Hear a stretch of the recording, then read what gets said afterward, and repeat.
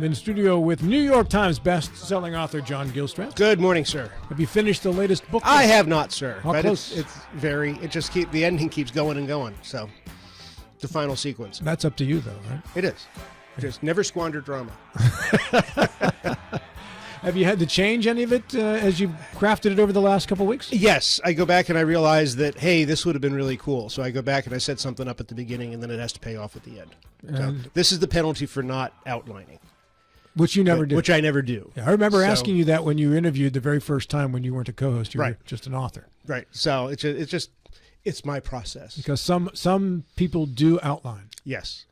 Is it more common to outline or to not outline? I think it's kind of split half and half. Really? Yeah. Have you tried outlining? I did. Early on, I would outline, and then the book never looked like the outline. So it seemed like a waste of time. Do you stream of consciousness write these things, basically? Yeah, kind of get into the moment and write what's happening, write what you see. And then I realize, hey, that this character actually needs to be important. And if he's important for this scene, that means he needs to be set up earlier in the book so that he's not just a walk-on important character. So that's what expands the book. And this book will be called what? Scorched Earth. Scorched Earth.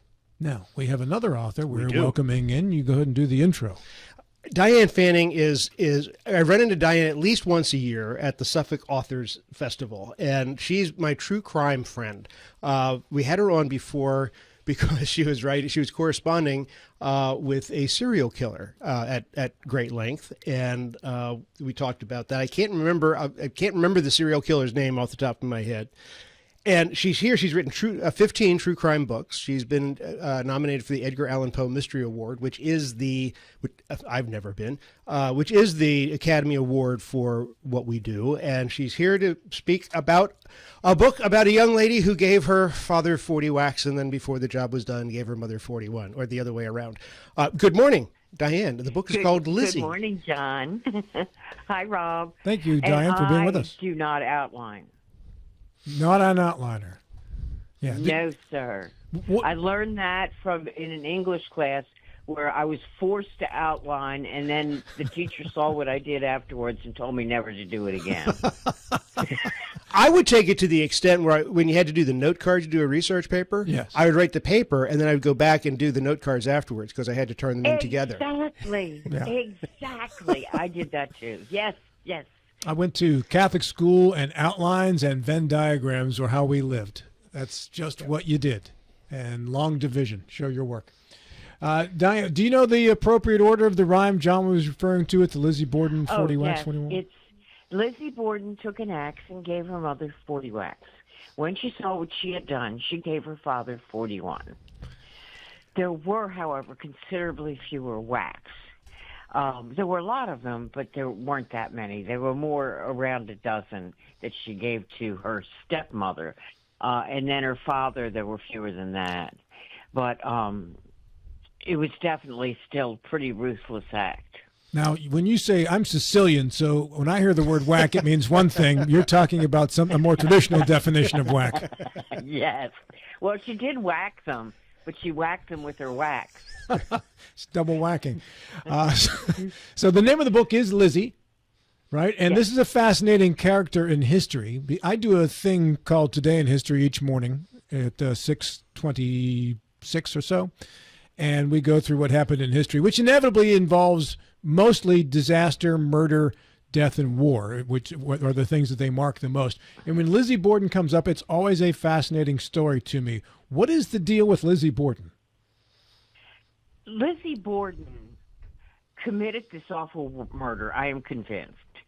But she got away with it. She was acquitted. Now, she got away with it legally, but she didn't on a social level. She was ostracized by many till the day she died.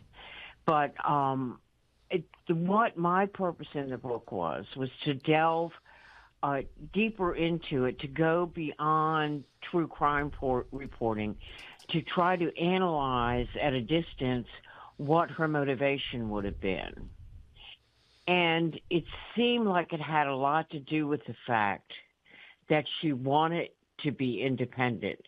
She wanted to not have to rely on her father for the rest of her life. And she had a fear that her father was going to die, and then she'd be dependent on her stepmother. Now, before you go too much further, Diane, let's set this up a little bit. What years are we talking about, and who was Lizzie Borden, and what type of environment was she growing up in or living in? It was 1892 when she committed the crimes, and at that point in time, I mean, women just had no rights. And if you were a upper middle class person like she was, you could never go out on your own. You couldn't work if you were a woman. So you either had to marry to get out of your home, or you were stuck there, basically. And she bridled against that. She wanted to say what she wanted to say and do what she wanted to do. Her father did cater to her a lot, but nonetheless, she always had this awareness that, you know, she had to ask permission and do what was allowed and hold up certain images. Some of it was patriarchal stuff, and some of it was just societal stuff. So she needed to present an image, respectable image. So she did do a lot of good works. I mean, she taught an English class, a Sunday school class, to the Chinese laundries people's children. She also helped work on the Newsboys Christmas dinner and things like that. I mean, she did get around. She was active in church and in charity. But honestly, I think she did that out of a sense of obligation. I do not think that she ever really analyzed the consequences of her actions ever. For example, when she shoplifted, storekeepers would come to her father and get him to pay for the items, and she didn't understand. She didn't seem to understand that was not the way to operate. So she was a bit of a terror to some of the shopkeepers. But she was born in a time that had its own chaos. The city of Fall River had grown dramatically because of industrialization.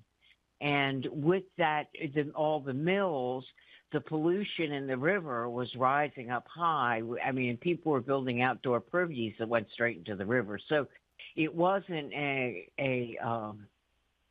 kind of existence that we knew.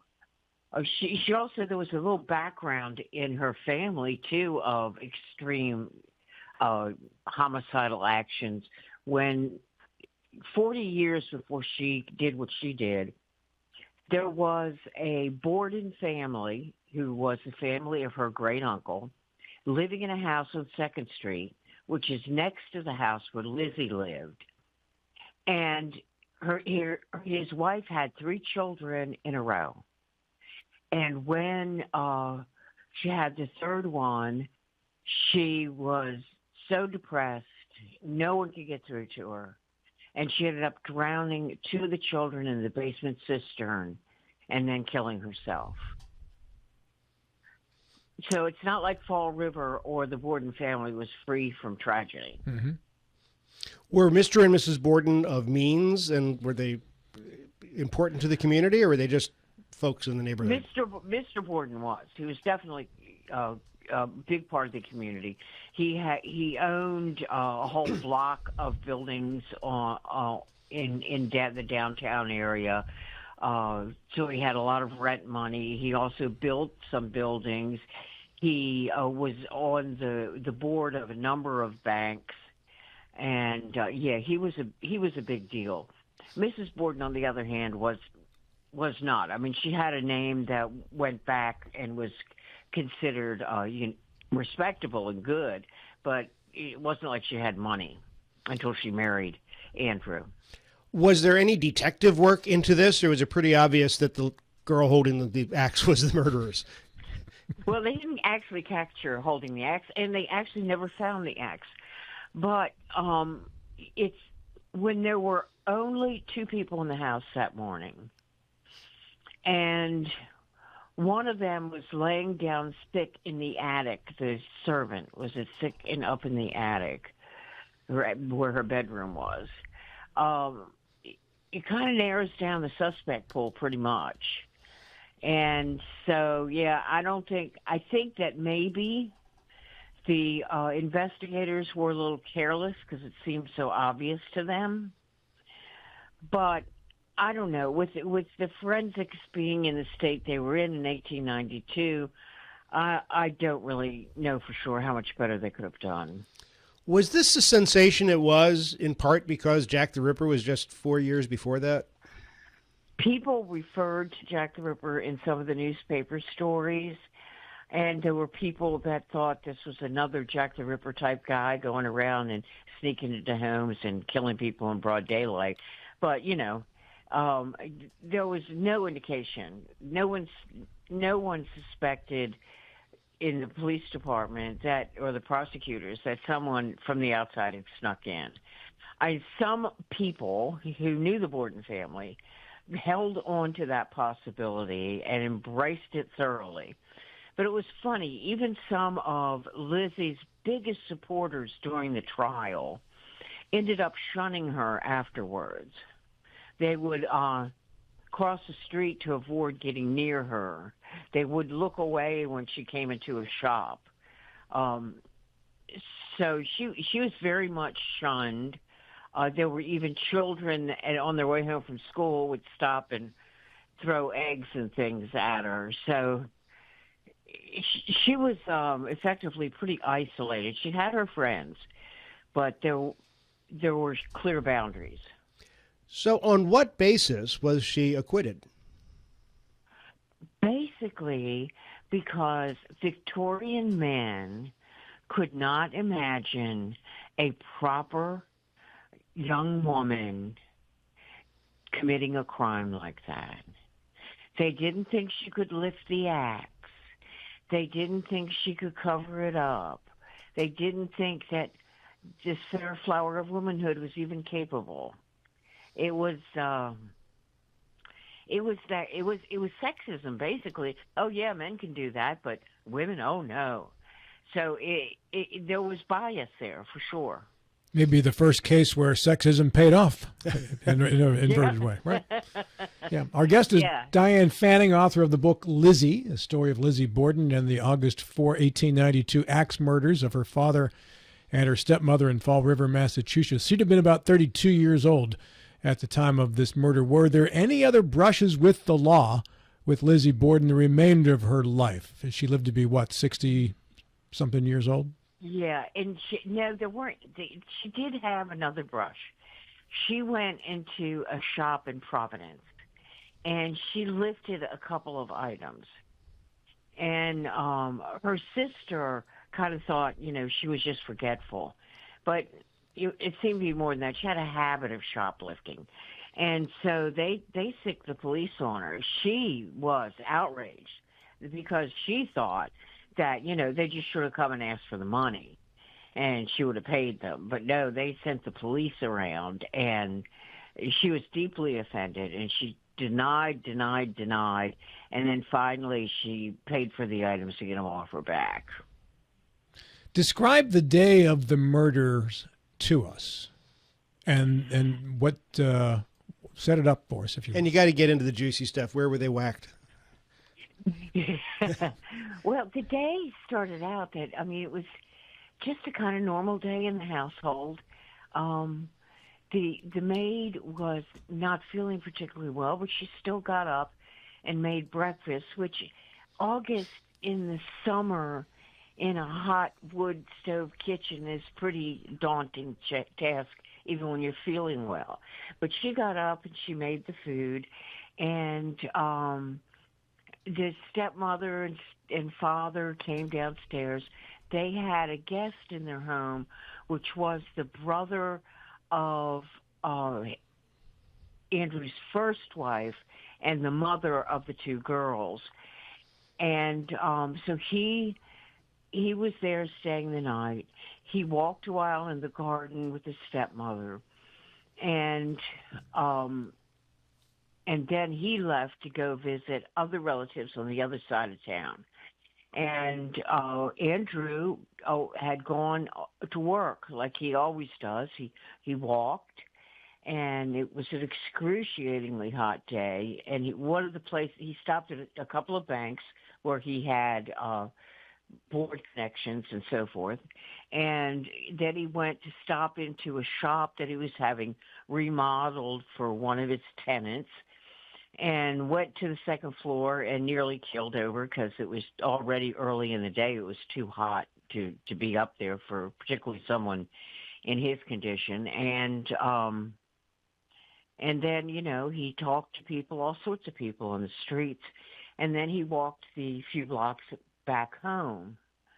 Well, meanwhile, while he was doing that,